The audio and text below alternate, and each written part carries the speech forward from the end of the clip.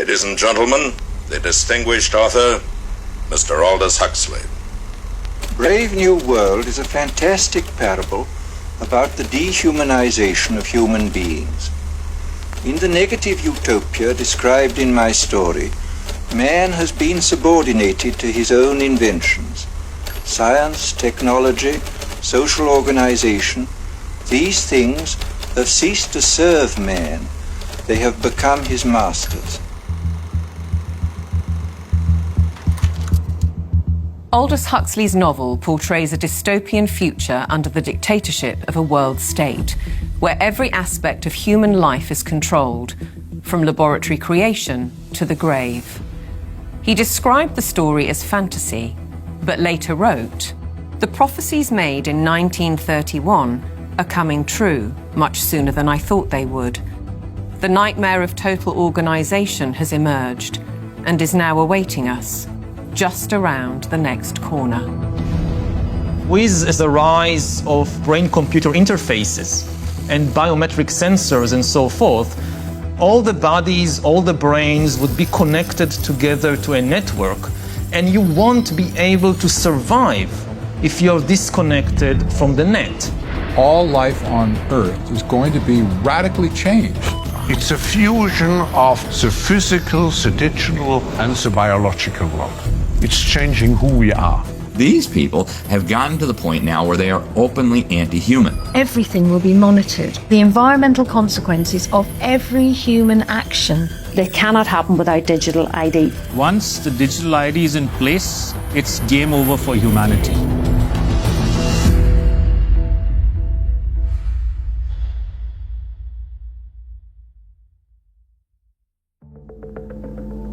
The ideology of a world dictated through science is deep-rooted.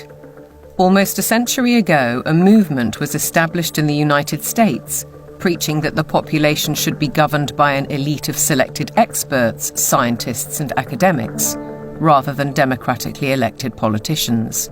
They called it technocracy. These engineers and scientists from Columbia University promoted what they thought was going to be the replacement for capitalism and free enterprise. It's not going to be price-based economic system. It's going to be based on resources and energy, control over energy. They thought that science was the answer for everything. They didn't have any spiritual bone at all. You know, they were very mechanistic in their thinking. The definition was clear. Technocracy is the science of social engineering, the scientific operation of the entire social mechanism to produce and distribute goods and services to the entire population. The movement was short-lived, but the principle never died. As we'll demonstrate, a stranglehold on policy and resources has always been the ambition of the powerful oligarchs behind many of today's world institutions. It seems to me that there's a very strong drift in the direction of globalization, of the ultimate centralization of control in the hands of unelected officials at supranational organizations. The lust to control other human beings is a story as old as time. They want all of the resources of the world in their pocket. They do not want you and me to have anything. It's in writing all over the World Economic Forum's website. By 2030, you will own nothing and be happy. That's an oxymoron. If you don't have anything in your name, you ain't going to be happy about it. The World Economic Forum may have called that infamous phrase a prediction, but it translates as a statement of intent on behalf of its global power brokers.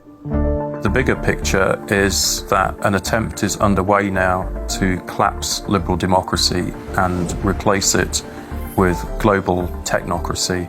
What I call an omni-war is now underway, which is to say that the transnational ruling class is literally, it's not a metaphor, is literally at war with the rest of humanity and has weaponized everything that it can.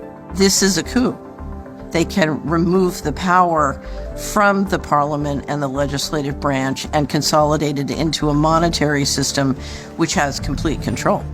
That control is now entirely achievable because the would-be controllers finally have the tools to execute it. Total surveillance, artificial intelligence, digital IDs, and central bank digital currencies. The potential for social control is gigantic and potentially irreversible. What our experts are describing is a world commanded by an exclusive group of bankers and industrialists, affecting every aspect of our lives. What we eat, what we can buy, where we travel, where we live, and all bypassing democratically elected governments. You could be forgiven for thinking this is a grand conspiracy theory, but please consider this. The term conspiracy theory has become one of the most successful propaganda terms of all time in closing down discussion and debate. It's a thought-terminating cliche, but nevertheless, it's surprisingly effective when you try to calmly present evidence in a factual and reasoned manner. In this film, we will present evidence that the global takeover is not only possible, it's actually happening, and has been decades in the making. They plan to commandeer land, reduce farming, and radically change the food we eat, transform the supply of electricity, and then dictate how we use it, and replace currency with a system of credits, under their control. It's a classic template. To win the war, take control of food, of energy, and of money. And here's the key. All three strategies are built on the premise of a climate crisis caused by carbon dioxide, a gas that is actually vital for life on the planet. So what if the whole carbon narrative was one gargantuan lie? A political maneuver to establish their brave new world. A big lie is a lie which is told on such a scale that ordinary people simply would not imagine it to be possible. People with empathy can't fathom that a group of people would organize and engineer this kind of mass atrocity to get where they want to go. It should come as no surprise that financial kingpins are calling the shots. And it's certainly no conspiracy theory when banking executives spell out their intentions.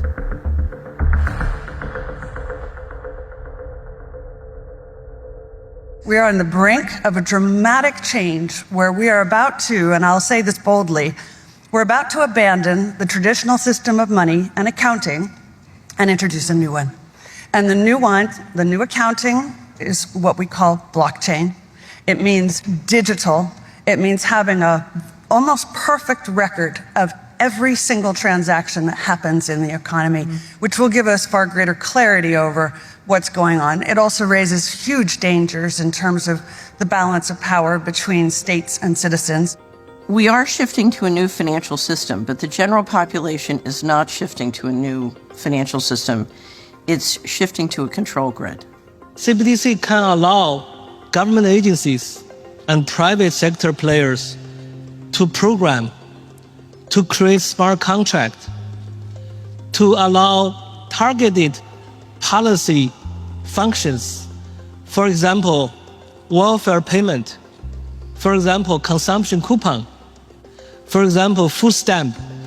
By programming CBDC, those money can be precisely targeted for what kind of people can own and what kind of use this money can be utilized. A key difference with the CBDC is that central bank will have absolute control on the rules and regulations, and also we will have the technology to enforce that.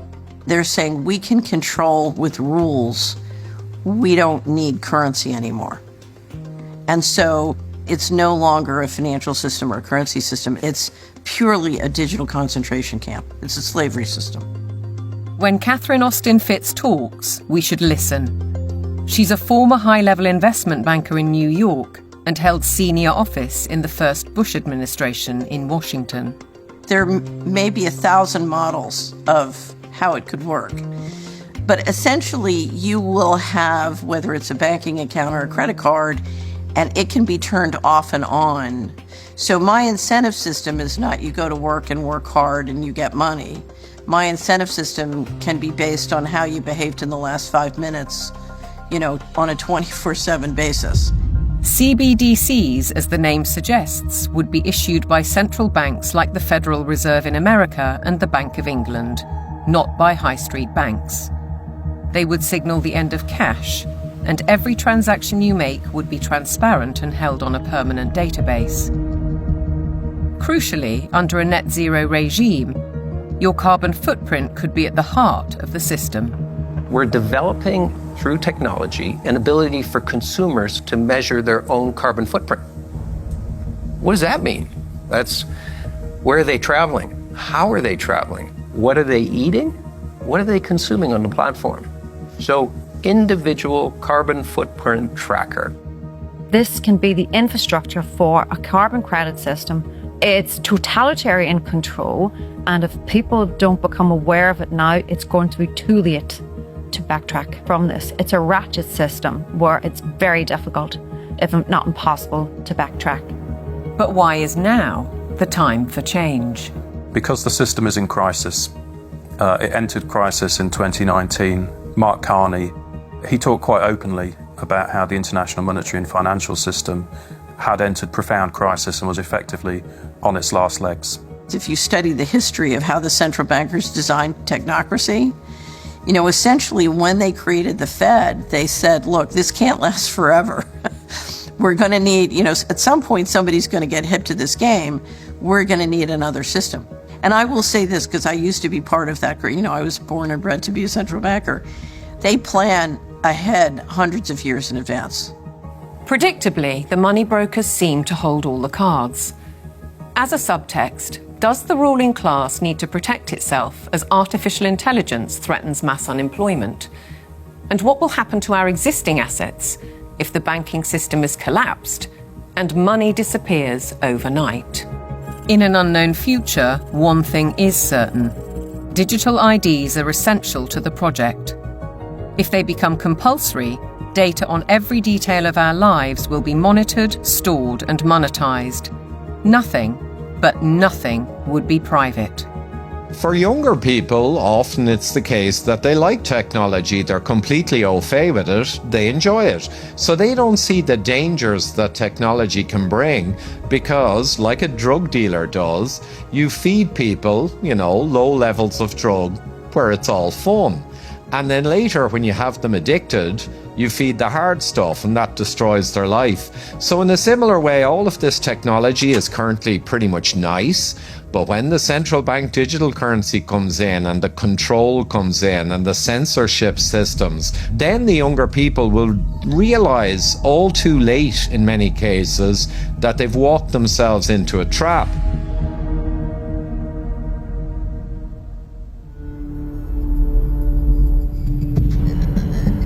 One man who knows the dangers only too well is Aman Jabi, who was at the forefront of digital development in Silicon Valley, California, for 25 years.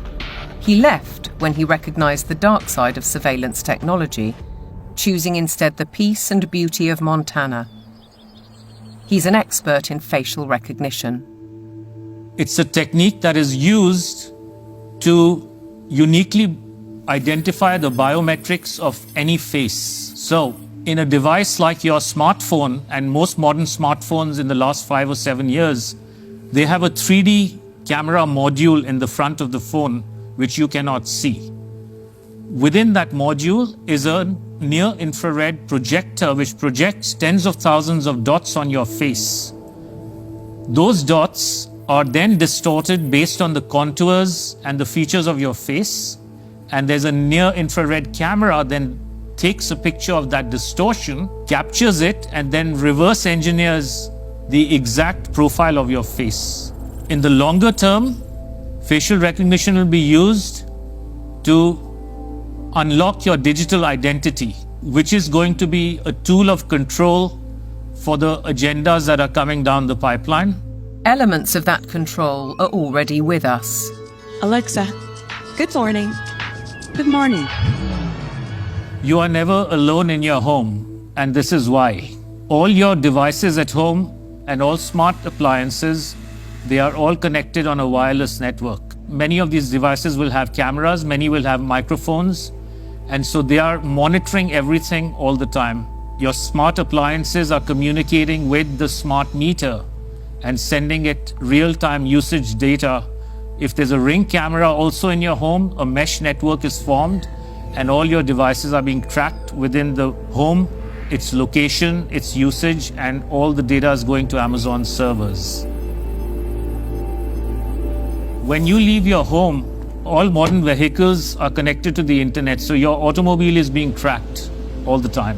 When you're going under a string of smart LED poles and smart LED lights on the highway and in the streets of your towns and cities, those form a wireless network and are tracking your vehicle. They are tracking all the devices on you, from smartphones to smartwatches when you're walking on the streets.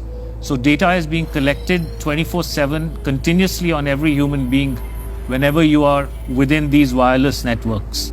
And it's obviously not good for health also because of all the electromagnetic radiation. In the long term, the plan is to pretty much lock up humanity in smart cities, which is kind of a superset of a 15-minute city. They've sold all the state and local governments and countries that smart cities are about sustainability and the good of the city. But in reality, the language from the UN and WEF and their white papers is all inverted. So, air monitoring is really about limiting mobility and no car ownership. Right? Surveillance, control via LED grid is why the smart lighting is there. Water management is about water rationing, noise pollution is about speed surveillance, traffic monitoring is about limiting mobility, and then, of course, energy conservation is all about rationing heat, electricity, and gasoline. Another concept one should be familiar with is called geofencing, and think of it as an invisible fence around you where you cannot go beyond a certain point, and that will be related to your face recognition, digital identity, and access control. Your smart contracts, SoftBrick can turn off your digital currency beyond a certain point from your house. Our world has been turned into a digital panopticon. That means you can be monitored, analyzed, managed, and monetized. Surveillance capitalists are already making billions of dollars selling our information to big corporations, because this kind of detailed knowledge enables them to predict and influence our behavior. Worse, our children are being exploited.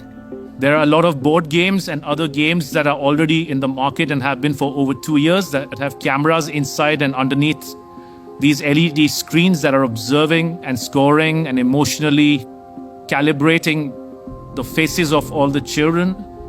So are all the iPads that they use in schools. They're all manipulating children's behavior by what they display on the screens.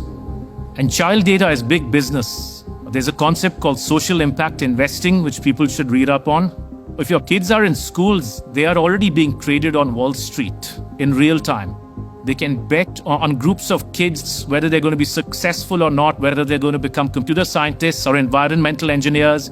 So children have become essentially a commodity and have been for years with this system. And once it's fully in place, it is going to be used to fully control the behavior of children as well as how they behave with respect to, diversity, equity, inclusivity, etc. The Chinese have already gone one step further. Classrooms have robots that analyze students' health and engagement levels. Students wear uniforms with chips that track their locations. There are even surveillance cameras that monitor how often students check their phones or yawn during classes. These sensors pick up electrical signals sent by neurons in the brain. The neural data is then sent in real time to the teacher's computer. We've been drawn into this digital spy network in the name of convenience, connectivity, safety, and especially entertainment. The 3D world of cyberspace creates virtual lives that are often more exciting than reality. Why is this technology being developed? It's all for the culmination of this digital prison from which there will be no escape after all the switches are turned on. The critical switch would be the introduction of those digital IDs and central bank financial control, a world of zero trust. Zero trust is based on a simple principle. Never trust, always verify. Zero Trust is a protocol that is implemented by cybersecurity companies. And what it really means is we don't trust you, and you have to prove who you are all the time, 24/7. So think of it as going from a world of implicit allow to default deny. In tomorrow's world, once Zero Trust is implemented in, say, retail, everything will be behind plexiglass doors with a 3D camera, and it'll only be unlocked through your digital identity and facial recognition if you have the available carbon credits in your digital currency. If you've reached the limit of your allowance, it could be access denied. This would apply to fuel, to travel, to meat and dairy products, to clothes and other consumer goods. Because everything in life could be valued by its carbon footprint. Even access to the internet could be denied. So the new world of Zero Trust is really a world of locks. It's like an inverted prison. You are supposedly free to roam about, but everything you want to access is behind lock and key.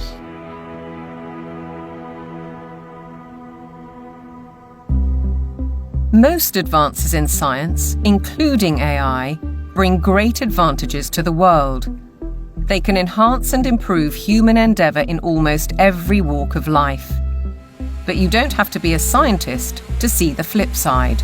They're constantly monitored by facial recognition cameras that are able to instantly put a face to a name. Now the Chinese are also ranked, given a mark out of a possible 950 points. For now, the number is a sort of bank credit rating, keeping track of everyone's spending habits. It may seem scary, but it's just like that here. We're used to it, and anyway, we don't have a choice.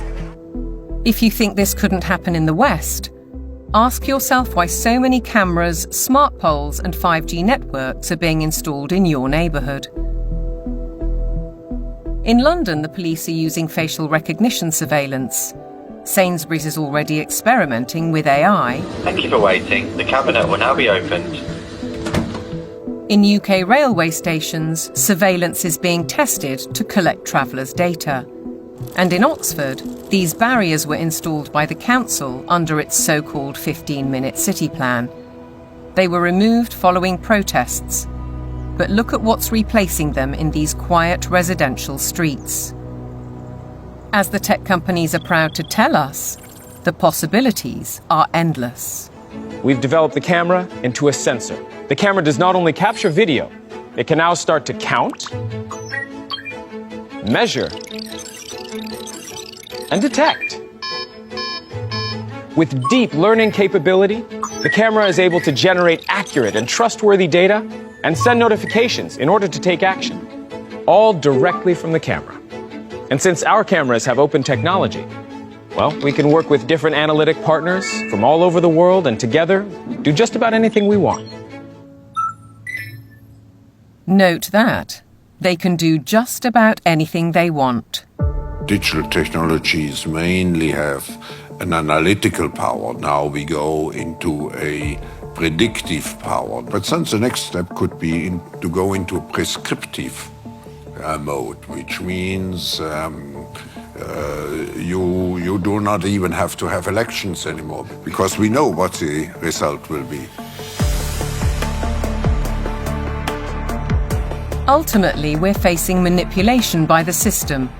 A world where instead of us using technology, technology is using us. But who's really pulling the strings? Banking and oil dynasties like Rothschild and Rockefeller inevitably get mentioned, as do the modern-day big tech masters, including the ubiquitous Bill Gates. David Hughes takes a wider view. It's those who own the means of production, who are capable of magicking money out of thin air, who control the media, and all of the other means of production, which have now been weaponized against the rest of the global population. Catherine Austin Fitz, the banking insider, adds a sinister thought. If you know their name, they're not at the top.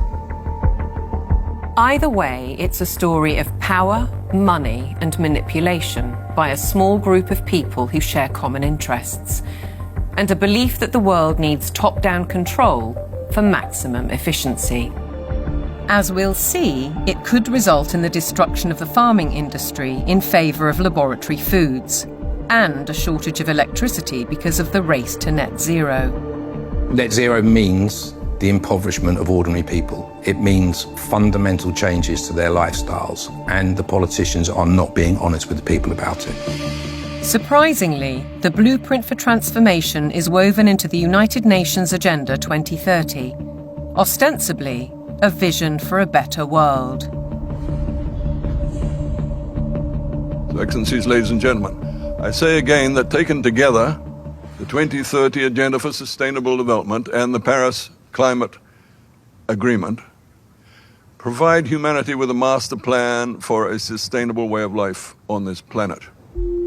New York City, late September 2024, the setting for the United Nations Summit of the Future, a gathering of member nations to reinforce and accelerate Agenda 2030 and its 17 Sustainable Development Goals, or SDGs. The plan has a broad spectrum and is full of worthy ambition. But behind those deliberately bright and colourful boxes lies a darker theme, a shifting of influence and potentially power towards unelected world bodies.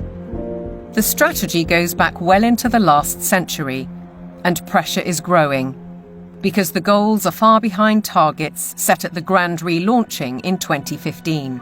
17 inspiring Sustainable Development Goals, the SDGs. Our aim is clear, our mission is possible, and our destination is in our sights. To end poverty and hunger, address inequality, protect our planet, and build a life of dignity for all. It appears to be a noble and ambitious programme for a perfect world. And who could argue with those aspirations? But critics insist the goals are not what they seem. Alex Newman is a journalist and broadcaster who's been investigating the issue for 15 years. He has his own way of interpreting the rhetoric. You have to learn to speak what I call UNEs. You have to know what the terms mean if you want to truly understand what is being discussed. When they talk about peacekeeping forces or the peacekeeping role of the United Nations, they're actually talking about the war-making capabilities of the United Nations. So you have this Orwellian doublespeak. When they talk about transparency, more often than not, they're talking about eliminating your privacy. Human rights is another very, very good example. They make very clear in this document that your rights can be restricted under the guise of public order or morality or whatever the case may be. And so they're saying, here's your rights, but by the way, they're not really rights. We can revoke them at any time. The UN is filled with contradictions like this. Like, for example, when they talk about gender equality, right? A normal person in the Western world thinks gender equality means a woman has a right to earn money, to own property, to have all the rights and privileges that a man would have. When you look at the individuals who lead this movement within the UN, you're talking about radical feminists. You're talking about people who are very interested in dissolving the nuclear family.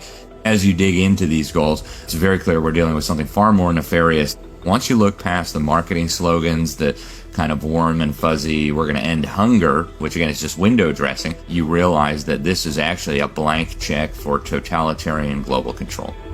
Author and campaigner, the late Rosa Koire, called out the plan more than a decade ago. It is the biggest public relations scam in the history of the world. But it's far more than that. It's a blueprint. It is the action plan to inventory and control all land, all water, all minerals, all plants, all animals, all construction, all information, all energy, all means of production, and all human beings in the world. What can be measured can be managed, and ultimately monetized. In fact, a study at Yale University has calculated that the natural assets of the world are worth $5 quadrillion. Is this the basis of the new world monetary system? And is it the deep underlying reason for the United Nations project to rewild 50% of the Earth by 2050. They talk a lot about biodiversity. They want you to think of like, oh, we're going to preserve the toucans and the parrots and the lizards. But when you actually dig into this, what they're talking about is creating, and they're working on it now, an international database with virtually all of the genetic material of all of the species on the planet. And then they want to start mixing and matching it. Bill Gates, ultimately, and his buddies want to end up in total control over all life on the planet. Is it a coincidence, then, that Bill Gates has become the largest private landowner in America while planning to build smart cities in which to corral the general population? What is indisputable is that the oligarchs of global business are embedded in United Nations policy. They don't care about the planet. They care about getting in. Finance goes to where it gets the greatest return. There's a move into the green finance. It's all about profit. It's not about the planet. This is not conjecture. Under the guise of climate change and net zero, vast fortunes are already being amassed.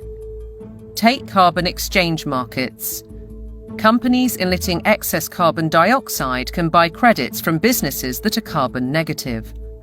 But increasingly, many are paying a high price to offset their emissions against land schemes. Grasslands, forests, conservation projects, and so on. Some legitimate, others not so. Either way, the brokers and middlemen get rich, while having no impact on actual carbon emissions. We've also seen the emergence of natural asset companies, whose name says it all. They identify the asset and then issue shares in that asset out of thin air, essentially. And they can sell it to financial institutions, asset managers, sovereign wealth funds. And then they go public and have an IPO, and that funding is, they say, meant to preserve the natural asset. But elsewhere, they say that their main purpose, like so much else, is to generate profit for shareholders. It has nothing to do with preserving the environment. That is literally just the talking point they think will stick and sell. We're all in it together. We got to save the planet. So let's allow the bankers to create a new racket that makes the natural world collateral. So if everything in nature is to be traded on financial markets, setting a value on the land we walk on and the air we breathe, why do we, the public, have no say? There's no route that an ordinary person can take to make a representation to United Nations. So it's fundamentally undemocratic. What it has done is build relationships with billionaires. Right from the start, the rich and powerful have enjoyed undue influence in the UN's inner sanctum. In fact, the Rockefeller family part-financed its headquarters in Manhattan. To hand you, Mr. Lee, my father's check. Thank you, Mr. Rockefeller. Between them, the Rockefeller family has funded hundreds of organizations and, as a consequence, spread their authority on civil society, institutions, banking, education, and global politics. The Rockefellers always believed in world governance. In the 1950s, their Special Studies Project report declared, "The UN stands finally as a symbol of the world order that will one day be built." In 1973, David Rockefeller co-founded a non-governmental organization which still carries international power today, the Trilateral Commission. Its stated objectives revived technocracy and in turn planted the seeds of the UN's Sustainable Development Agenda. They said at the time that they were going to create a new international economic order. It was all over the literature. The goal of the new international economic order was not to get richer in the sense of money. They knew even back then that eventually the fiat currency system of the world was going to disintegrate. So the goal became to actually capture the physical resources of the world. All wealth historically has come out of the ground. They wanted to take away everything that they could possibly take away from the nation states of the world and from private individuals of the world and stuff it into the global common trust where they would administrate it and they would be the ones getting licenses for the resources to turn around and make stuff.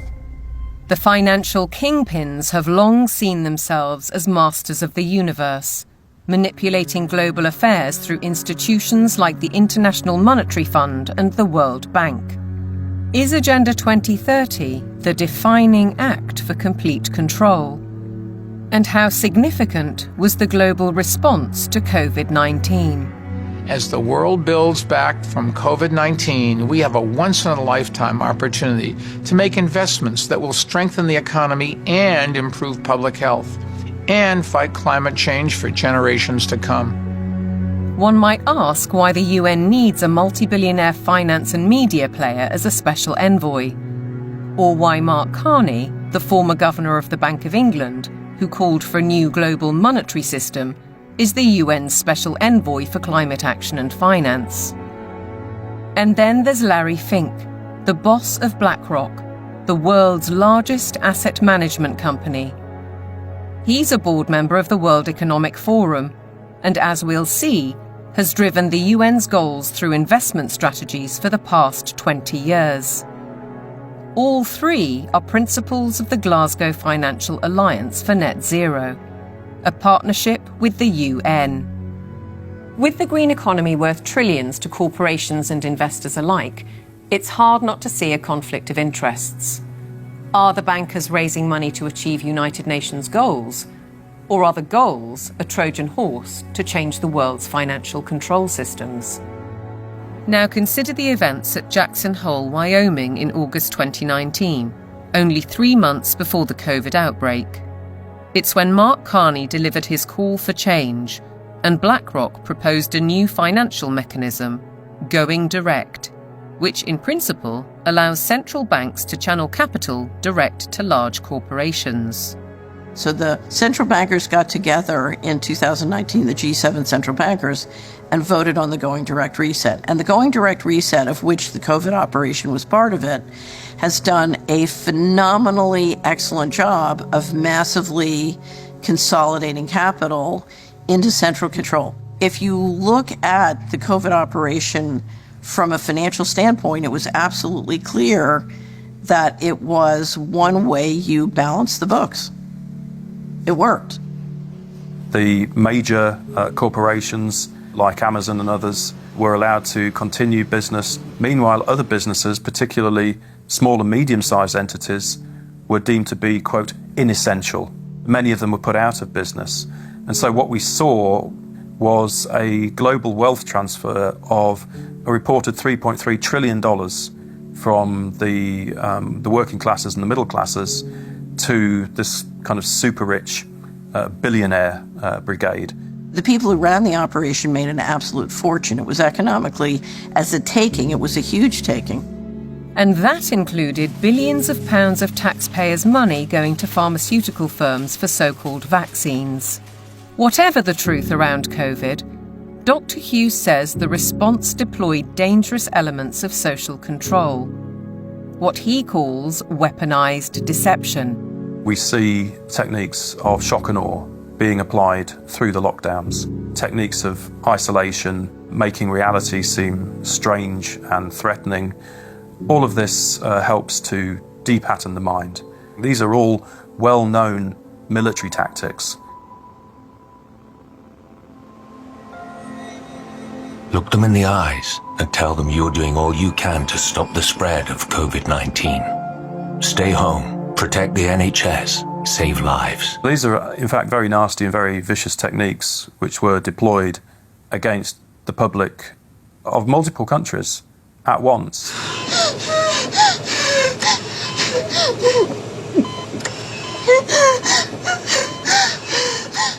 These are forms of serious psychological abuse. I think once the public starts to understand that, there's going to be a very severe pushback against everything that's happened. The general population cannot fathom the psychopathy of the vision that they're facing.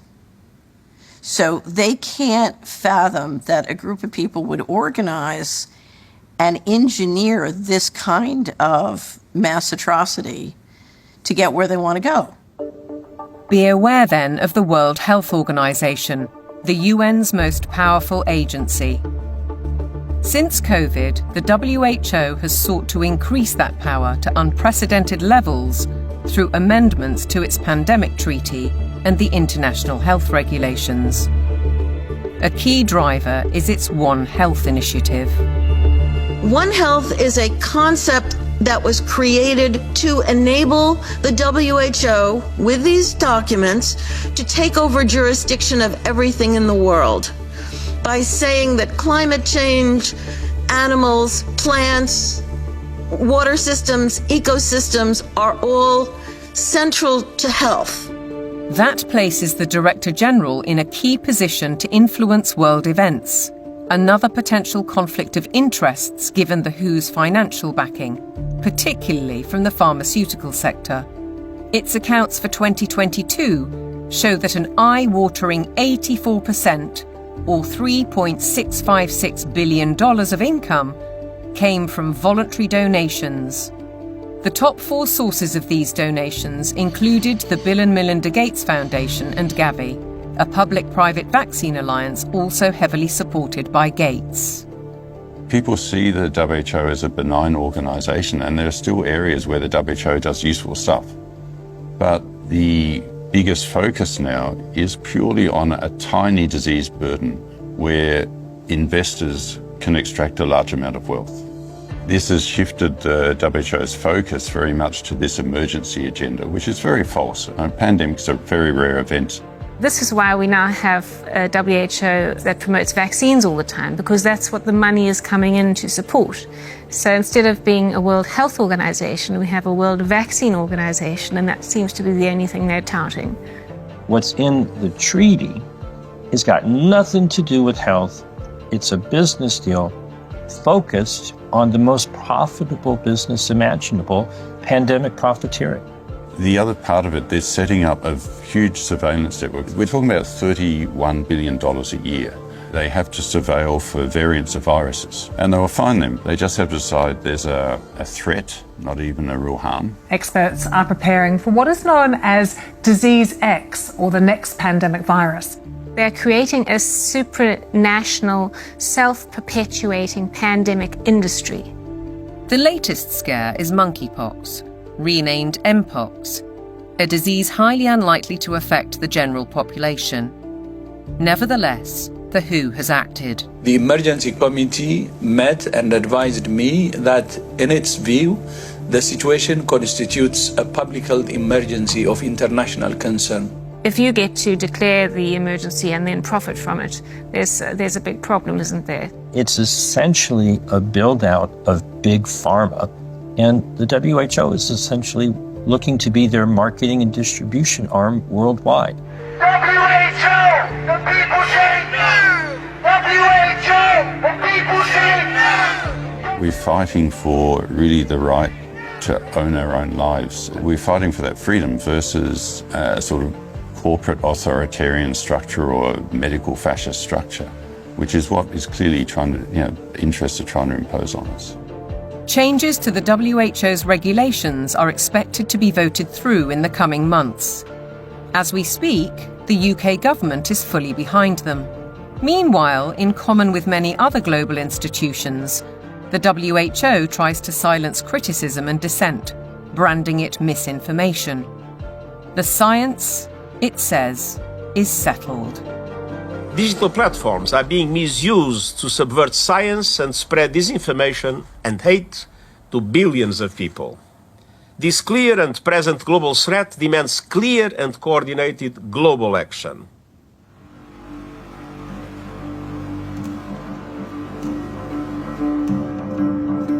I have a little rule of thumb for diagnosing a centralization scam.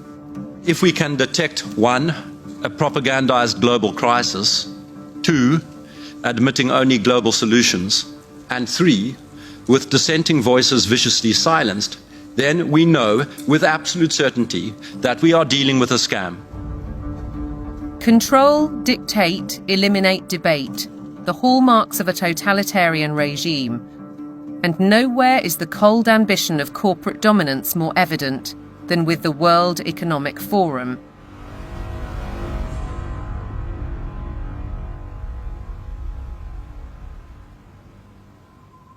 Klaus Schwab founded the WEF in 1971. His mentor was Henry Kissinger, statesman, political shaper, and close confidant of the Rockefellers. The organisation now employs 800 people and has programmes in business, academia, and in training future global leaders. It's far more than its famous annual meeting in Davos.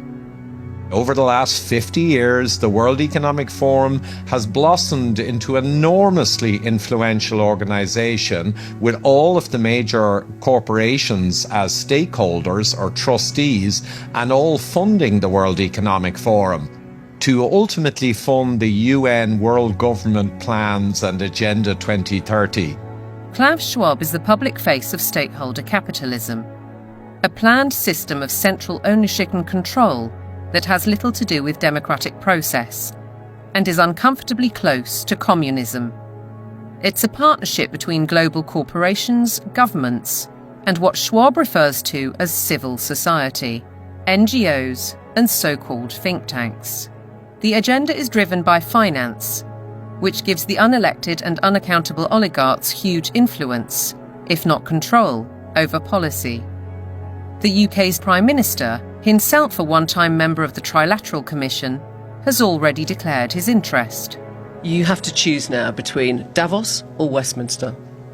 Davos. Why? Because Westminster is too constrained. And, you know, it's closed and we're not having meaning. Once you get out of Westminster, whether it's Davos or anywhere else, you actually engage with people that you can see working with in the future. Westminster is just a tribal shouting place. Starmer seems to forget that he is elected by the people, to serve the people through Parliament. That's his democratic duty. And while he refuses to listen to our farmers, he entertains the globalists in Downing Street and publicly doubles down on his philosophy. I'm determined to deliver growth, create wealth, and put more money in people's pockets. This can only be achieved by working in partnership with leading businesses like BlackRock to capitalise on the UK's position as a world-leading hub for investment.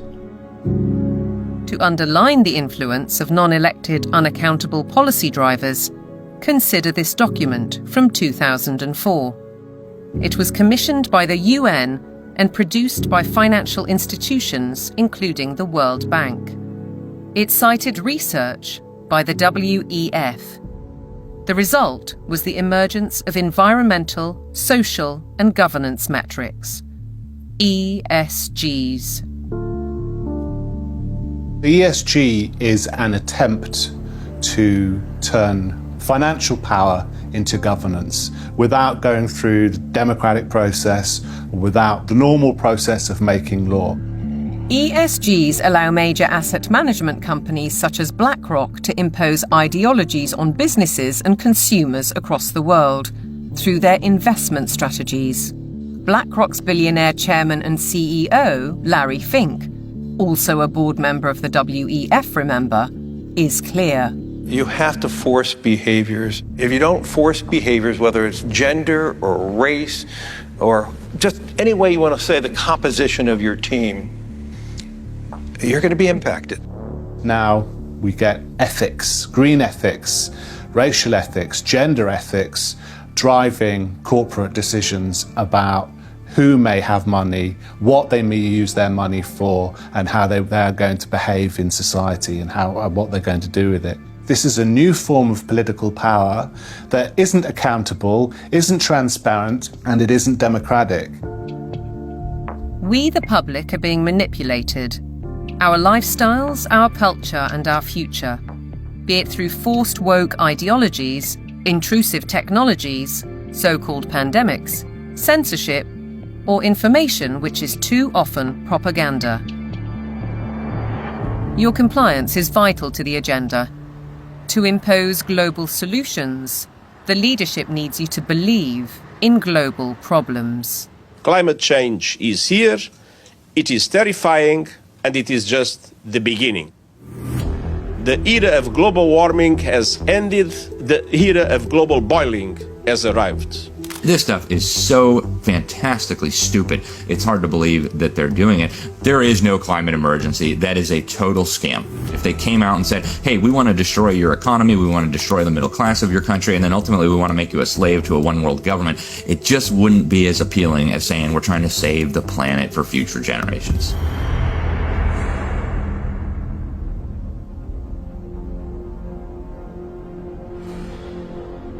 "2024, with the hottest day on record and the hottest months on record, this is almost certain to be the hottest year on record. And the masterclass in climate destruction." Statements such as that are amplified by emotional footage from all over the world. But is any of it true? I do not think there's a climate crisis, and I base that on all the evidence and the climate data sets that we build to answer questions just like that. We actually use satellites to monitor the global temperature, the true global temperature of the atmosphere. And we find there is a rise. It's about 1.5 degrees per century, which is certainly something that's manageable and the Earth has seen before. Compared to the 19th century, which was about the coolest century in the past 10,000 years, we're warmer. But we're about the same as we were 1,000 years ago, and certainly cooler than we were about 5,000 to 8,000 years ago. John Christie is a highly regarded climate scientist who developed the measurement of accurate temperature records using satellites. His evidence is critically inconvenient to the climate change industry. I'm not popular in most of the climate community, that's for sure, because much of the climate community depends on climate model results. Tens and hundreds of millions of dollars have gone into that industry of climate modeling, and I show, well, you folks have failed. But yet they prop up the entire political world that tends to support this. In 2017, I came to work and there were 7 bullet holes in our office suite. And so some people are pretty upset that the evidence that we build and show that can stand the test of time and can stand up to cross-examination is just not going along with their issues and their desires. So let's consider these statistics on the Earth's atmosphere. 78% is nitrogen, 21% oxygen, other gases make up less than 1%, and carbon dioxide accounts for a mere 0.04%, the majority of which is natural. Can man-made CO2 really be a problem? Roy Spencer and I are going on the assumption that all the warming that you see is due to carbon dioxide emissions. And so we find that that's a pretty modest warming. But see, that's a big assumption. Mother Nature is able to warm up the planet without extra CO2. And so we are just saying the worst case scenario is this warming of about 1.5 degrees. And that's certainly not a catastrophe at all. On the contrary, carbon dioxide is vital for the world's survival. The greater the concentration, the better plants grow. In fact, according to NASA figures, the world has become 14% greener in the last 40 years. During the last cool period before industrialization, let's say 200 years ago or so, it was below 300 parts per million. And during the ice ages, it was even lower. And that's a dangerous level because plants struggle to survive when the CO2 is at a low level. And so the biosphere becomes less diverse and less available to support the animal life. So low CO2 is not good for the planet as a whole. Where is the logic then behind the UK's decision to spend £22 billion on facilities to capture carbon? The greatest controversy of all revolves around readings from ice cores. CO2 levels can be measured in bubbles of air trapped in ice thousands of years ago. By aligning this to temperatures, scientists have argued that carbon dioxide is the cause of global warming. However, closer inspection leads to the opposite conclusion. Once the temperature starts to rise, you will see the carbon dioxide rise about 500 to 1,000 years after. So the CO2 actually lags the temperature changes. But what of the extreme weather events, which are increasing and driven by climate change, according to everyone from the top of the United Nations down? Professor Christie says there is no data to support those claims. And what we find is that virtually every one of these claims is false. The extremes are not increasing. Hurricanes are not increasing in intensity or frequency. Same with tornadoes or thunderstorms or floods or droughts. It's just going along like it always has with the natural variability. Why aren't we looking at the surface data sets that are constantly adjusted upwards? Why aren't we looking at the 40.3 record at Conisbee, which the Met Office is very proud of, on July the 19th in 2022? And when we did a freedom of information request at the Daily Skeptic, we found that there were 3 Typhoon jets landing on a runway next to the measuring device, because Conisbee, as they call it, is actually RAF Conisbee. It's a military airport. The temperature lasted for 60 seconds. Sticking a thermometer up the backside of a jet aircraft is not probably scientifically the best place that you can sort of determine temperature measurement, particularly when you then morph it into a global database, which the Met Office has, and then tell dear old Antonio Gutierrez that the globe is boiling. The whole thing is junk. How we came to the point where we think that we're going to prevent bad weather from happening by eliminating fossil fuels is just about the most nonsensical, illogical thing that I can imagine. And the whole world is caught up in this nonsense. So how did the carbon story take hold? Meet the man who invented climate change, according to The Telegraph. His name? Maurice Strong, an oil tycoon, a Rockefeller associate, and a man with an extraordinary talent for moving between high finance, politics, and the United Nations. Strong was a member of the highly influential Club of Rome, an institution formed in 1968 at a Rockefeller property on Lake Como in Italy.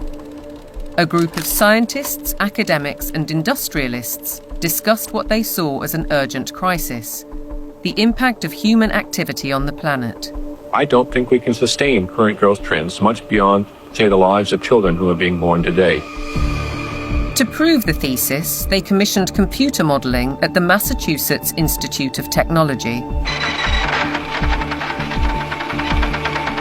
This research laid the foundations for an agenda that's persisted for over 50 years. Cut use of autos, use less electric power, have fewer children, limit growth.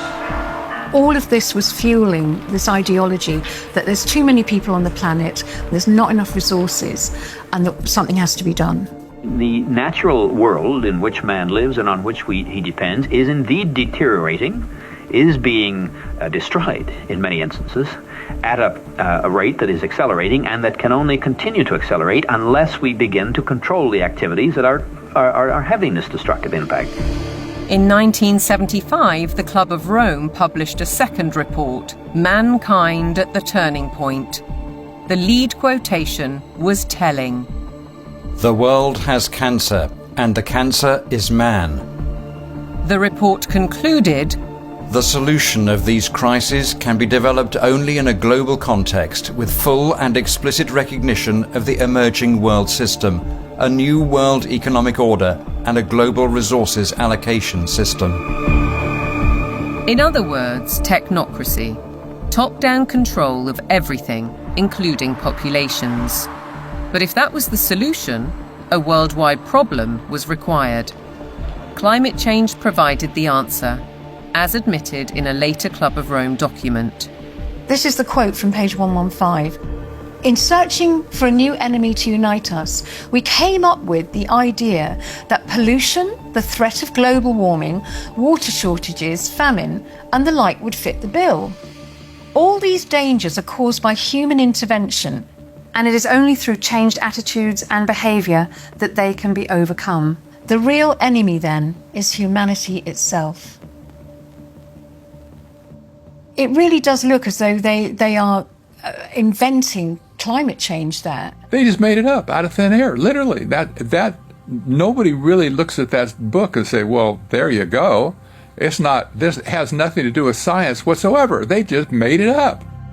Interestingly, in 1988, Maurice Strong had been instrumental in establishing the IPCC, the mainly political entity which endorsed a thesis by a small group of scientists that industrial carbon dioxide was driving climate change, and the IPCC has been locked into that theory ever since. Maurice Strong's masterstroke came in 1992, when as Secretary-General of the UN's Earth Summit in Brazil, he saw 179 nations commit to a world action plan. Agenda 21. We have been the most successful species ever. We are now a species out of control. Nobody would question the need for a cleaner environment and the protection of nature. And Strong's legacy lives on through the Kyoto Protocol, the Paris Accord, the current Agenda 2030, and the worldwide push for carbon net zero. But there are questions on his motives and his connections. He was behind the first financial carbon market and a founding director of the World Economic Forum. Surely a conflict of interests, with his involvement in the IPCC. A skeptic might ask why nearly all research grants in almost 40 years have gone on developing IPCC carbon dioxide theories, while anyone who raises questions is ridiculed, cancelled, or has their career stalled. Funding for someone who wants to determine the natural variability of the climate system as an explanation for what has happened is just not there. I mean, the government is very clear that they want a catastrophic story. There is no single science paper that proves conclusively that humans control all or most of the global climate. If there was, you wouldn't hear the last of it. Instead, we get this call to authority to the IPCC, the United Nations Panel on Climate Change. Many more scientists and academics are speaking out against the IPCC.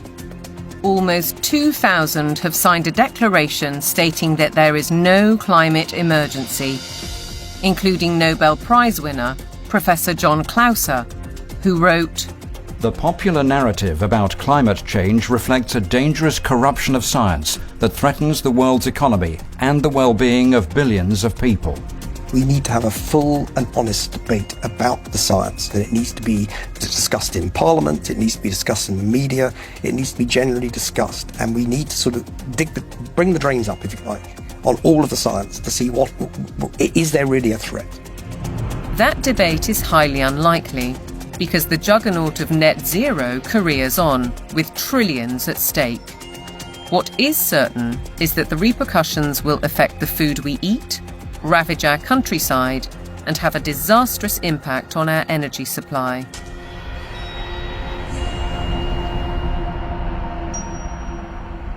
If you cannot set a credible course for net zero, with 2025 and 2030 targets covering all your operations, you should not be in business. Well, net zero is insanity.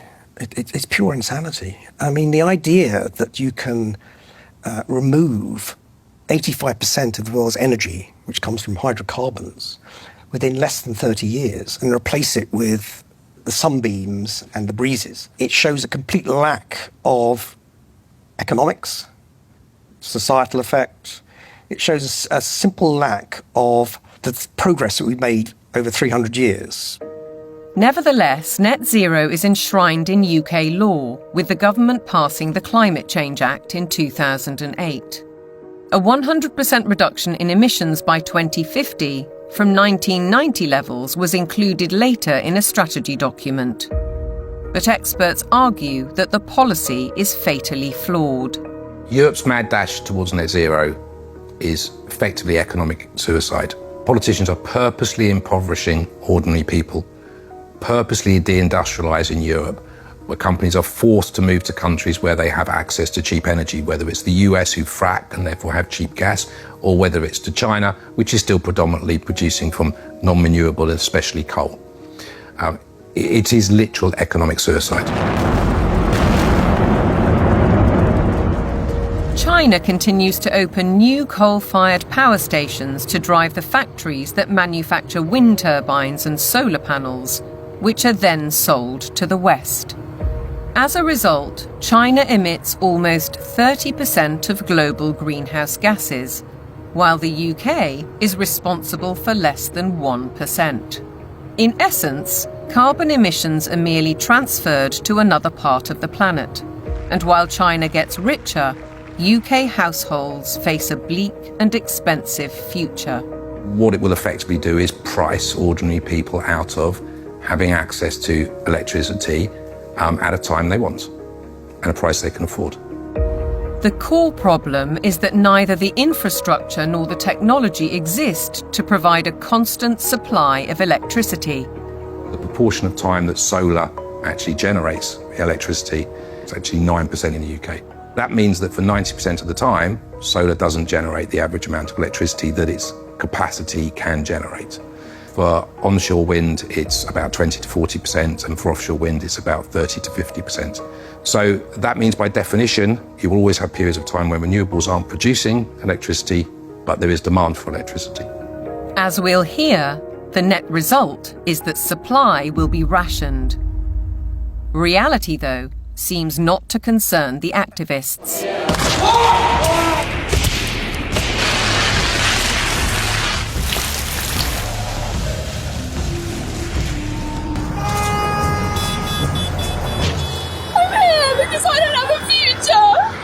I look at some of these hysterical youngsters and some of the hysterical oldsters as well, screaming about the climate is collapsing and all that sort of thing. And you think you haven't got a clue what would happen if you removed hydrocarbons. You haven't got a clue. You'd be back in service, like probably your ancestors were.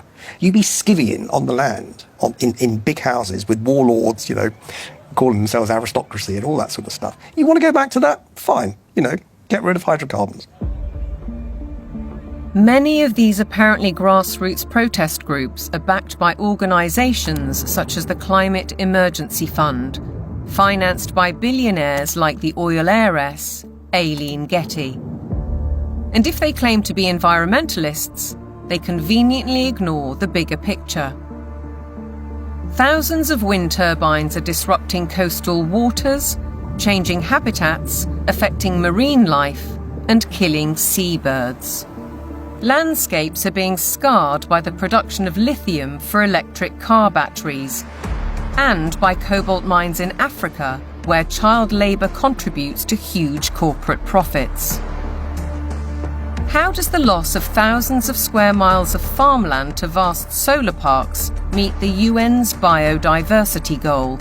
And how helpful are wind turbines when they're blotting the landscape visually and through noise pollution, and disrupting wildlife in the air and on the ground? The glorious mountain terrain of southwest Wales is a stark example. It's a landscape breathtaking in its beauty, untainted and largely untouched by humans. A haven for wildlife, a place where life runs its natural course. Yet this is what's planned. Mega turbines designed for offshore, reaching 700 feet into the air and dwarfing the hilltop forests. Planning permission is being sought for the so-called Bryn Cadwyn Energy Park. If you put one in the valley floor, it would be standing some 40 metres above the valley floor, so above the horizon. But they're not putting them in the valley floor, they're putting them on the top of the hills. So it'll be standing some 600 odd metres above sea level up there, casting a shadow over our solar panels. Justin Cotter lives right in the centre of the proposed development.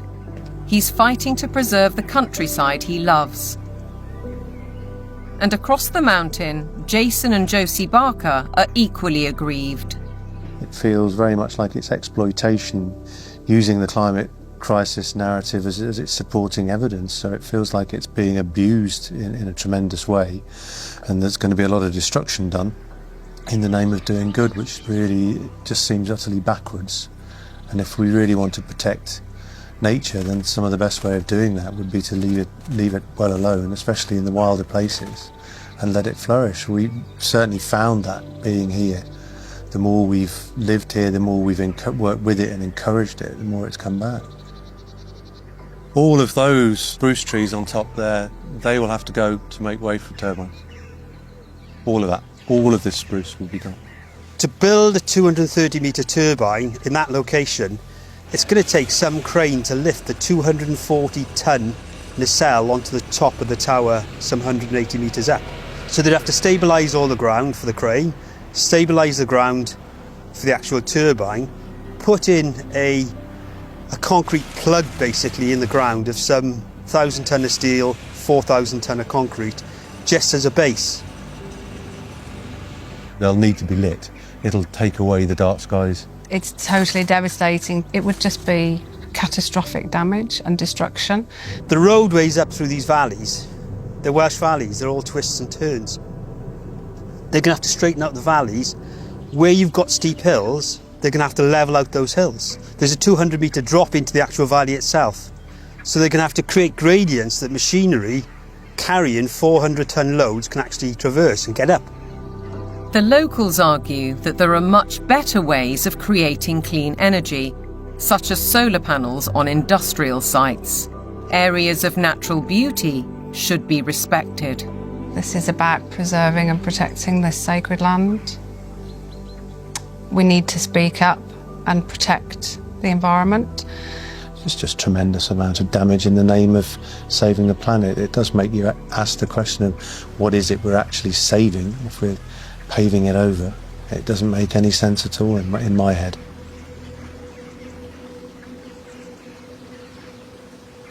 The proliferation of turbines and solar panels certainly seems at odds with protecting biodiversity, and experts argue that the economics simply don't add up.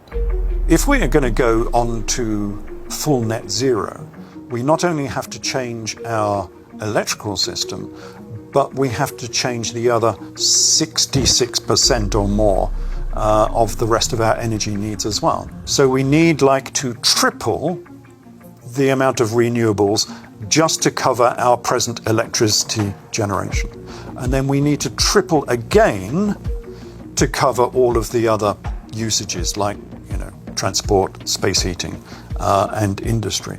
So it's almost a tenfold increase in the amount of renewable energy that we're producing. Ralph Ellis has analysed 3 government reports and says all have grossly underestimated costs. 2 of the reports ignore the need for that crucial backup when the wind doesn't blow and the sun doesn't shine. At present, this is the only such site, Dinorwig in Wales. But going by the government's own figures, Ellis says the equivalent of 2,000 Dinorwigs would be required. The overall cost would run into trillions of pounds. It's an energy fantasy because none of this has been thought through. Battery plants are one alternative to back up the national grid, like this one already constructed in Australia. But again, they offer limited supply. We're facing a situation where, if fossil fuels are eliminated, it will be impossible to maintain a constant supply of electricity. You can't instantly put on new supply, so what you have to do is control demand. And to be honest, they're quite open with this. If you look at the National Grid's latest paper on this, they talk about demand management. And the system is, electricity will only be available at a price you can afford when the wind is blowing and when the sun is shining. And when the wind isn't blowing and the sun isn't shining and the 1 or 2 hours of battery storage have been used up, the way they will reduce demand is by simply increasing the price of electricity so that demand falls to the available level of supply. Part of the control that the government has, or part of the means by which it can manage the demand, is through the use of smart meters. Effectively, smart meters allow them to do minute-by-minute pricing, which means that as the intermittent renewable production goes up and down, they can effectively change the price at which you can use electricity. So essentially, it's going back to pre-industrial age where the weather determines our lifestyles and our energy use. A government-sponsored report from the UK Fires Organisation agrees that targets will not be met and therefore electricity usage will have to be cut. They say we'll have a quarter of the power by 2050, and they say there'll be no travel, there'll be no meat or no beef lamb. There will be restrictions on clothing, and we will live in mud huts. And it's not an exaggeration, they use the word earth. The United Nations use the word bamboo, impacted earth, soil detritus. This is what they're writing. But what of the claim that renewable energy will be cheaper? Not so, says Derek Bertelsen. We can also look at the accounts of these renewable energy companies. And what we see if we look at those is that the cost of production is considerably higher than the market price of electricity. And therefore, without these subsidies, these renewable companies would go bust. Ironically, the anticipated reduction in supply comes at a time when demand is about to skyrocket, with the explosion of surveillance systems and artificial intelligence. BlackRock's Larry Fink predicts that by 2030, data centers will use 30 times more power than a single city. Where's that power going to come from? Are we going to take it off the grid? What does it mean for elevated energy prices for everybody else if it's that? I think it's going to represent some huge societal questions that we have not addressed, the negative side. Forget about the use of it, but just the generation of it is massive power. If the race to net zero will affect our energy, it could also have a devastating effect on our food, as global policies and the march of corporations accelerate.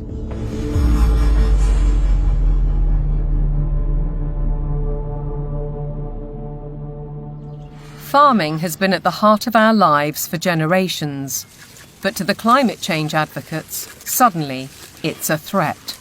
A lot of people have no clue that agriculture contributes about 33% of all the emissions of the world. You just can't continue to both warm the planet while also expecting to feed it. Doesn't work. One thing John Kerry didn't mention was that farming and agriculture contributes 100% of the food that we need to eat. So that's a little kind of an important detail that he ought to have mentioned. And I think what we're dealing with here is actually a global war on agriculture. I believe they are demolishing our food infrastructure, partly to cause a crisis, right? And I guarantee you, mark my words, we're going to be in a food crisis and they're going to say it's climate change. I wouldn't say it's about saving the planet, no. I would say it's about land grab and about profiteering and corporatization of our food sector. It's basically the pharmaceutical industry taking over the food supply. If I can switch everybody from real food to pharma food, then 100% of the agriculture industry can go through my publicly traded stocks, and I have complete control. So the idea is we get rid of farmers, we kill any naturally grown food, and we engineer food in manufacturing plants and laboratories. But I assure you that those guys are not eating this. Bill Gates is one of the familiar corporate faces, and he's investing heavily in the food revolution under the guise of avoiding climate disaster. Cows alone account for about 6% of global emissions. So we need to change cows. And while he talks up the perceived problem, Gates is pouring money into the supposed solution: artificial meat and genetically modified crops. Crucially, anything that is invented or altered can be patented. The core of his agenda is he wants to do in agriculture and pharmaceuticals, by the way, what he did in the computer world. True power, massive, incalculable wealth comes from owning intellectual property and then monopolizing it. They want to make it so that every single organism that is used for food is ultimately under their control, either through the 3D printing or through this genetic manipulation. So we're moving now very rapidly toward this totally centralized food system where a tiny handful of corporate interests in bed with totalitarian government will dominate the food supply so that there is only a giant public-private partnership with total control of all food, all energy, and I believe water will be next. While the global machinations continue, thousands of farmers fear for their livelihoods. And the new UK government's first budget has multiplied those fears. By reducing relief on inheritance tax, they're penalising those who would want to pass their farms to sons or daughters. The National Farmers Union described it as a disastrous budget for family farms that would snatch away the next generation's ability to carry on producing British food and see farmers forced to sell land to pay the tax. For Kelly Seaton, concern goes well beyond her family farm in Cheshire. It makes me feel incredibly sad that the dairy and meat industry is so vilified. You will never find anything as nutritionally complete as milk and meat. The food that is going to replace milk, meat, and all of the other products that we produce in this country is going to be very nutritionally lacking. They will starve us from nutrients, and then the pharmaceutical companies will probably pick up the slack on that, all of which create a profiteering circle. No Farmers, No Food was set up to campaign against untenable net zero and climate change policies. Farmers, says Kelly, are being dealt a deeply unfair hand. When cows are blamed for climate change, it does make you question everything. And I think this is where a lot of farmers are waking up to the fact that there's a lot of lies being told to us. The problem with the current carbon system is that a lot of big corporations are offsetting their carbon. So most dairy producers now especially, but other farmers as well, are having to record their carbon footprint on systems that aren't fit for purpose. They are woo-woo figures pulled from the sky, quite frankly, and then the big corporations are using that data to offset their carbon so that they can look better, again, at the same time as beating us with a stick and saying that we're the ones killing the planet with these girls. The methane emitted by cows' digestive system is part of the argument against them, but Kelly says that's just hot air. The grass that they eat would produce the same amount of methane whether they ate it or not. OK, they do speed that up, but the other thing they give us is this, muck, which we put on the fields to fertilise the fields and reduces our reliance on buying in fertiliser. 200 miles to the south, Ed Rhodes farms 188 acres of Devon countryside. He's not part of the No Farmers, No Food movement, but agrees that the whole narrative on cows and climate change is wrong. As farmers, we recycle carbon all the time. That's what we do. You could almost define farmers as carbon recyclers.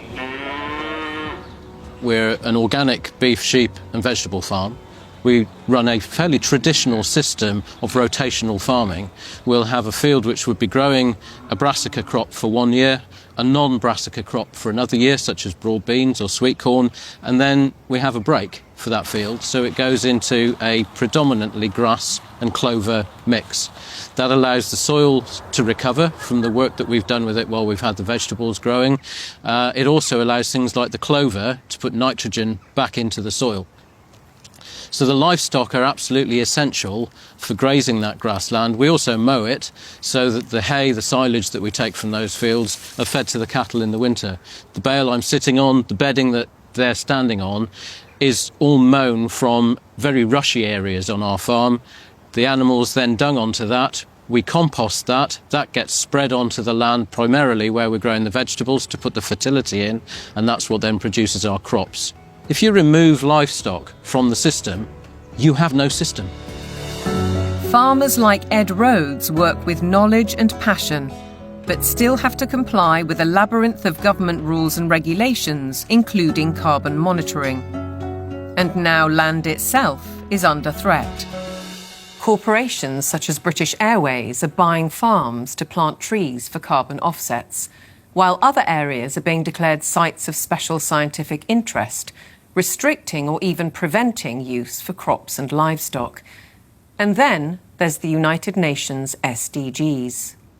Goal 15. Protect, restore and promote sustainable use of terrestrial ecosystems. Consequently, rewilding programmes are impacting farmland across the world.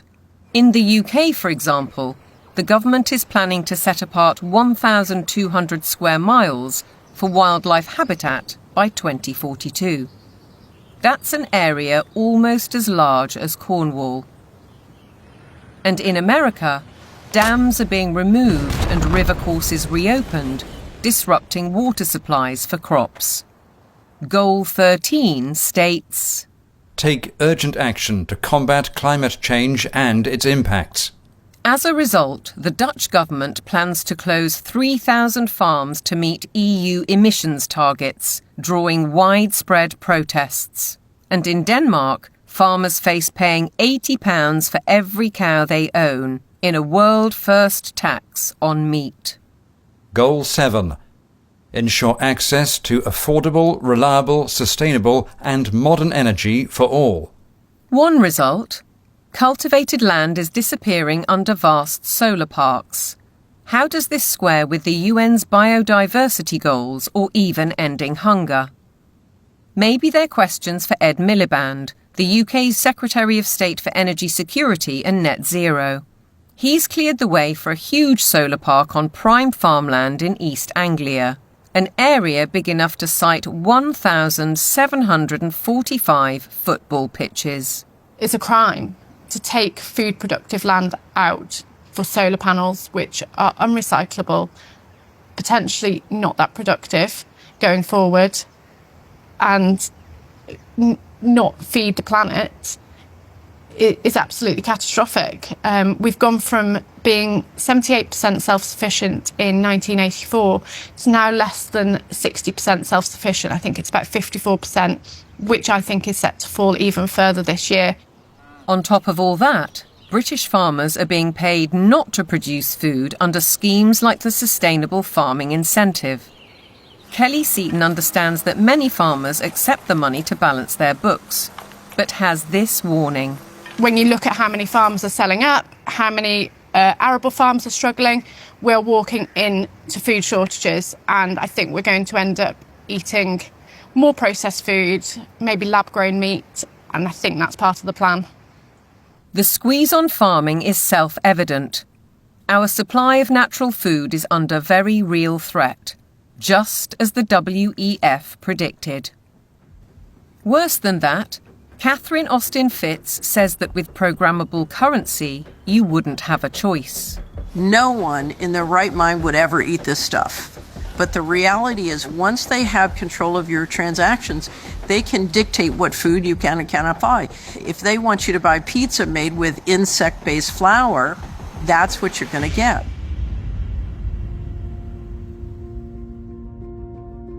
There's an energy crisis. Even though there is an abundance of energy, there's a food crisis, even though there's plenty of food to feed the world. There's a water crisis, even though 70% of the Earth's surface is covered with it. There's an air crisis where CO2 is declared the enemy of mankind, even though it's necessary for life to exist on Earth. There's a resource crisis, even though there are abundant resources to support everyone. What's with us here, you know? Who created all these crises? They did it. Just as clear as the nose on my face. It's all been a sham. All the essential things of life, they've been declared to be scarce, because things that are scarce you can control. The architects of such globalist trajectories, all the Kissingers, Rockefellers, Schwabs, Carneys, Strongs, Carstens, are held out as great intellects. But they are nothing of the sort. We know, both in theory and in practice, that centralization causes nothing but misery, because it destroys the mechanisms of error correction, leading to doubling down on flawed policies. And yet the creed of global dominance continues apace. Through the WHO's so-called Pandemic Agreement, its One Health Initiative, and ultimately the United Nations Agenda 2030. From medical diktats to gender and racial politics to climate change, the indoctrination runs deep.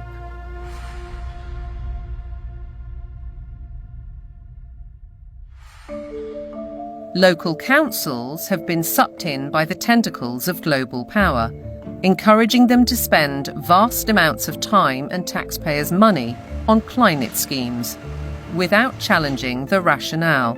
Local councils have taken these actions because they are part of or lobbied by a network of green organisations throughout the United Kingdom, for example, UK 100, there's also C40 Cities, and there's the Global Covenant of Mayors.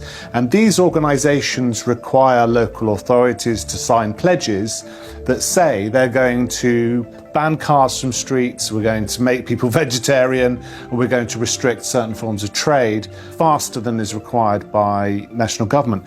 They've been able to do this because democratic engagement at the local level is so weak. The voters' decisions are completely outweighed by the influence of the green blob, essentially. One organisation, Climate Emergency UK, has introduced scorecards, a league table to compare the progress of councils.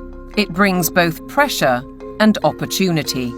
Environmentalism creates the idea that a local councillor is a planet saver. And of course, there are organisations that, like the UK 100, that are going to flatter people in that position. They're going to indulge those people and say how important they are, whereas most of the rest of the public are going to probably see them and say, what the hell are you doing? Ben Pyle emphasises that such organisations are not grassroots initiatives. Civil society has been bought and it's been organised around the interests of its billionaire philanthropists. Newspapers and television also consistently push the same story. We've been hearing about the threat of climate change for decades, but now we can't ignore it. Here, the climate crisis is very real, and it is getting worse. What mainstream media does in following this narrative is that they exclude vast areas of climate science. They exclude all the sceptical scientists. By the BBC, which has done it for 20 years, saying that you cannot have any other view apart from the settled narrative, is doing an enormous disservice to science. Journalists and broadcasters are schooled in the carbon doctrine by organisations such as the Carbon Literacy Project, which claims to have trained 1,000 BBC employees. Meanwhile, Sky joined forces with the psychologists of the Behavioural Insights team to produce this initiative: How the Power of Television Can Nudge Viewers to Decarbonise Their Lifestyles. The recommendations included: give green content more screen time, more salience in plots and scenes. Use kids' content to encourage positive environmental behaviours amongst children and their parents. How then can we possibly expect impartiality in reporting? Rather, we're served with propaganda, statements that nobody seems willing or able to question. It is unequivocal that human activities are responsible for climate change. I can take current media and almost any climate story I can write, I think, a very effective counter. It's like shooting fish in a barrel. This is endemic to a media that is ill-informed and has an agenda. The agenda is to promote alarm and induce governments to decarbonize. There's an organization called Covering Climate Now, which is a nonprofit membership organization. Their mission is to promote the narrative. They will not allow anything to be broadcast or written that is counter to the narrative. Among the 500 plus media partners on the Covering Climate Now website are Reuters, Bloomberg, ABC, CBS, MSNBC, NBC, Channel 4 News, The Guardian, The Daily Mirror and The Lancet, as well as several British universities.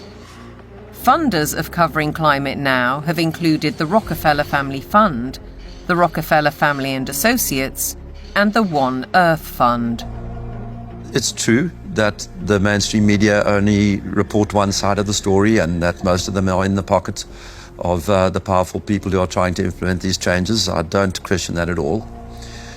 But it's also true that people are listening to them less and less and reading them less and less. We see independent media people with much larger audiences than mainstream papers. And I think that phenomenon will gather pace now. That rise in independent voices has seen institutions like the UN, the WEF, big tech companies and broadcasters like the BBC wage war on what they call mis, dis and malinformation. They don't appreciate views they can't control. The fight for truth is on. A partisan media, obsessed local councils, and then there are the universities, which should be the first and last bastions of objective research and open debate. But here too is a story of outside pressure. With the drop in government funding, the shortfall has been made up from other sources, and those tend to be NGOs, private organisations. For example, the Gates Foundation and the Wellcome Trust. Invariably, money from private organisations will come with vested interests. These vested interests, according to Professor Moss, drive university teaching towards business goals and ideologies at the expense of critical thinking and levels of academic achievement. One new initiative is the European Network on Climate and Health Education, led by Glasgow University. Medical students have been trained to accept that climate science is an established fact. Increasingly, climate change is harming people's health. You could say it's the largest health emergency of our time, and I do need to be ready to help tackle this challenge. Can the outcomes really be free of prejudice when the backers include the WHO and major pharmaceutical companies? This new collaboration will help train the next generation of medics with the skills they need to treat the health impacts of climate change and deliver more sustainable healthcare. That's why health leaders from across the public and private sectors are coming together to support this transformative new network. Academics, right from the beginning now, are socialised to orientate their research towards the money. So this, I think, is quite damaging when it comes to fearlessly pursuing the truth wherever it may lead. That doesn't really happen anymore in academia. It's more about pursuing the money, wherever that might lead. It makes me feel distraught. It makes me feel that the whole purpose of university learning has been subverted. The influence and ambition of big business, the mission creep of so-called woke thinking, the cancel culture, the suppression and smearing of those who dare to question. Shockingly, the conditioning starts in the youngest of minds.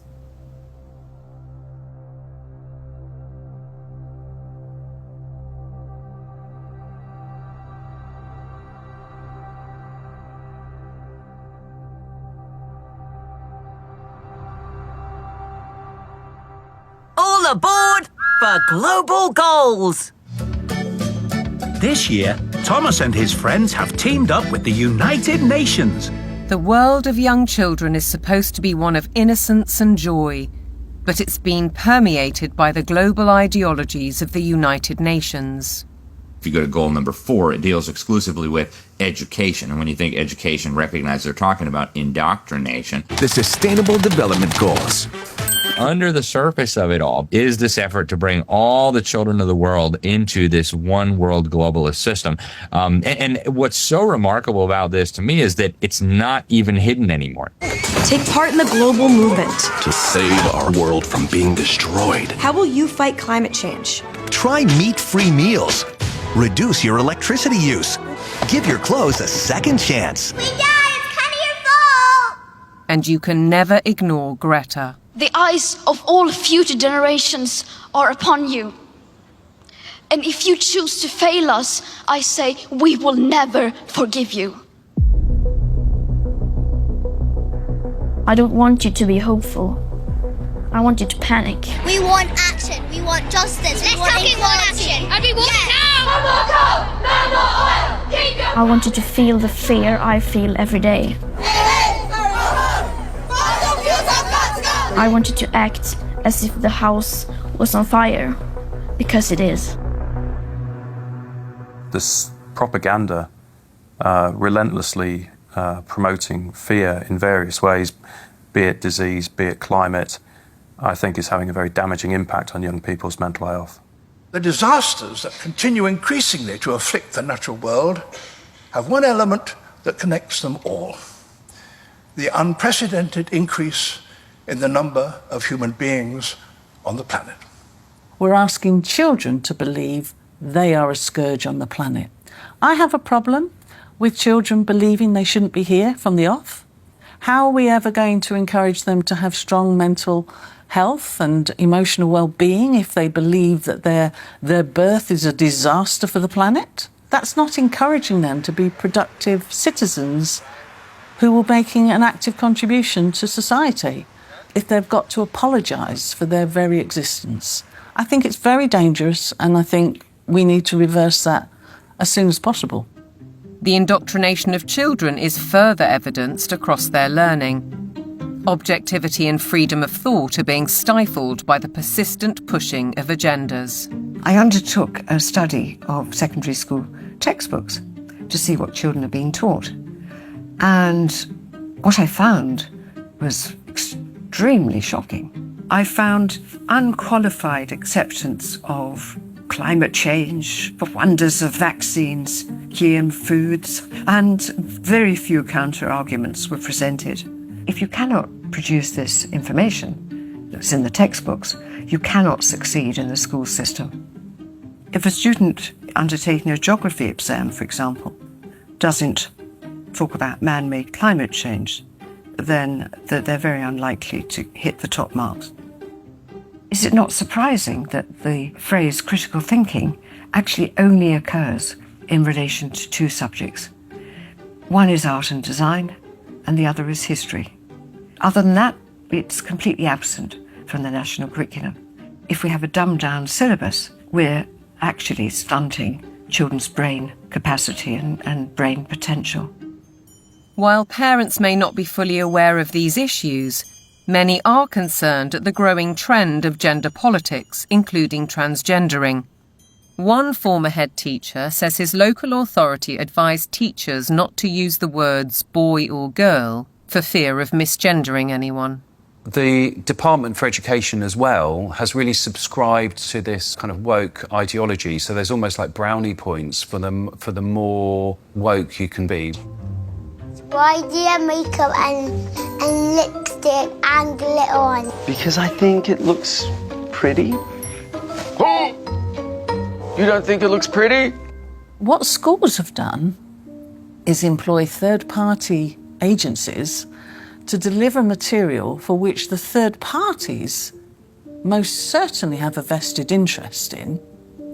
And I wouldn't have a problem if it was I'm there in school to ask children to accept me as I am. That's fine. We all need to be tolerant and liberal in a diverse society. My problem is that what they're actually doing is more a form of evangelism, which is this is who I am and you might be too. In my heart, I've always known that I'm a girl, Teddy, not a boy, Teddy. I wish my name was Tilly, not Thomas. Language carries so many meanings and messages, and if schools are encouraging social transitioning, that's not a neutral act. That's a significantly impactful act.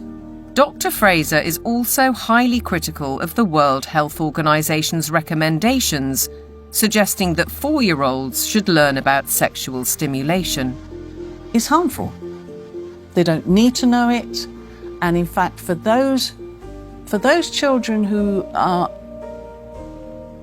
perhaps victims of adult abusers, how will they ever know the difference between what is happening within the home if they're encouraged to also explore that part of themselves within a school curriculum? What do we do with an organisation like the United Nations or the World Health Organization if we take our orders from them about what is suitable education for our child? How do we say, no, we're not doing that, we want a change? Teachers are sent on courses to embrace the diversity dogmas, and many buy into them. But Fairclough says that those who don't keep quiet for fear of reprisals. it's a dereliction of duty. It's a dereliction of their legal as well as their moral duty to safeguard children against harm. I can certainly say I feel very let down by the teaching profession because I am not hearing people speaking out on behalf of the children. A one-world dictatorial education, a dumbing down in the classroom, fluidity of gender, the impact of technology. Are our children being groomed for a life in the digital prison? Today, nobody has any idea what to teach young people that will still be relevant in 20 years. As computers become better and better in more and more fields, there is a distinct possibility that computers will outperform us in most tasks and will make humans redundant. And then the big political and economic question of the 21st century will be, what do we need humans for? Or at least, what do we need so many humans for? Do you have an answer in the book? At present, the best guess we have is keep them happy with drugs and computer games. But this doesn't sound like a very appealing future. A chilling forecast, and one which echoes Brave New World, in which the oligarchs did indeed provide drugs and entertainment so that people learned to love their enslavement. Yet there are even darker clouds on the horizon, the spectre of transhumanism. In a sense, it is that final piece of the puzzle. If you want to gain total control over everyone and everything, then you actually ultimately need to be able to implant technologies inside human bodies. And that's exactly what's taking place. Artificial intelligence, the metaverse, near space technologies, and I could go on and on. Synthetic biology. Our life in 10 years from now will be completely different, very much affected, and who masters those technologies in some way will be the master of the world. These modern technocrats seem wedded to science and technology at the expense of our human spirit and ingenuity. They aspire to a data-driven world which is robotic and predictable in every sense, with no room for creativity or individual choice. But if the goal is, and always was, population reduction, maybe they're right on track. We feel too afraid to have kids because we feel that we're heading towards civilization breakdown. People under the age of 35 are more likely to report climate change as a reason not to have children. I've decided not to have kids to do my part for climate change. If I don't think the future is worth anything, then I'm not going to have children. If I think it is worth something, I will have children. I think these ideas have spread like bad viruses, and there's been a lot of investment in promoting some extraordinarily weak ideas. Sitting at the top of all of these very bad ideas is one giant one, which we can call anti-humanism.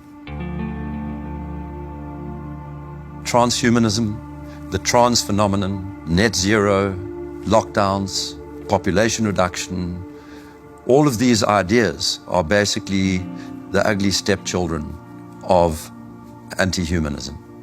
They are, as I read it, essentially two competing ideas in the world at the moment. One is that humans are the best feature of the observable universe, the only creatures capable of creative thought and generativity and of creating explanations for how reality works, that humans ought to be revered and ought to be cherished, that we should plan for their flourishing, that we should be planning for the flourishing of as many people as possible, that human agency ought to be respected, that civil liberties ought to be respected, and that the imposition of top-down, one-size-fits-all policies on humanity is completely incompatible with that kind of worldview.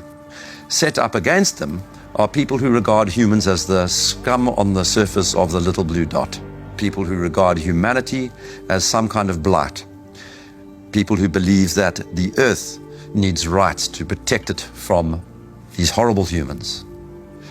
And I think it is a deeply sad reflection of the state of our societies that so many people live in the latter camp, but I'm definitely not one of them.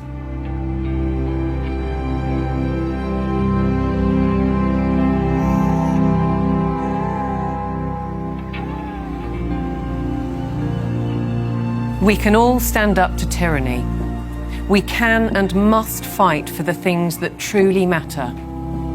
The people we love, the fairness we'd like to see, and the personal freedoms we'd like to experience. We should not be bullied, nor should we accept the influences of those who would split our society, be it by race, by gender, by culture, or anything else we hold dear. And perhaps we should start by limiting our reliance on technology and remembering how creative we can be.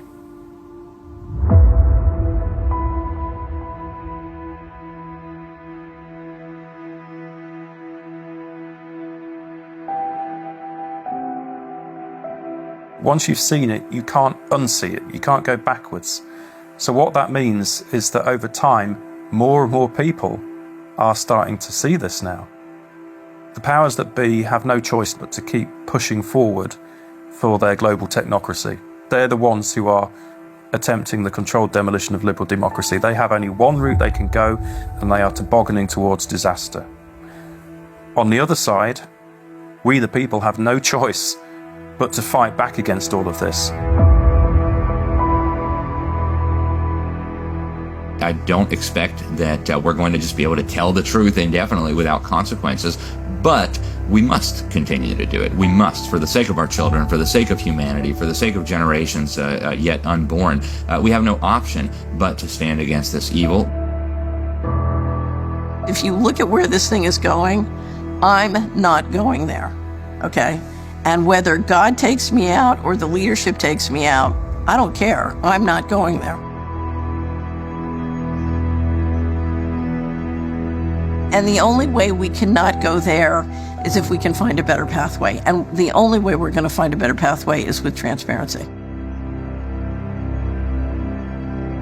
If I want to live as a virtuous human being, I need to live amongst people that are free. And if one understands that one mustn't live on their knees, even if you have to die on your feet, you must share truth, because truth is the weapon for free people.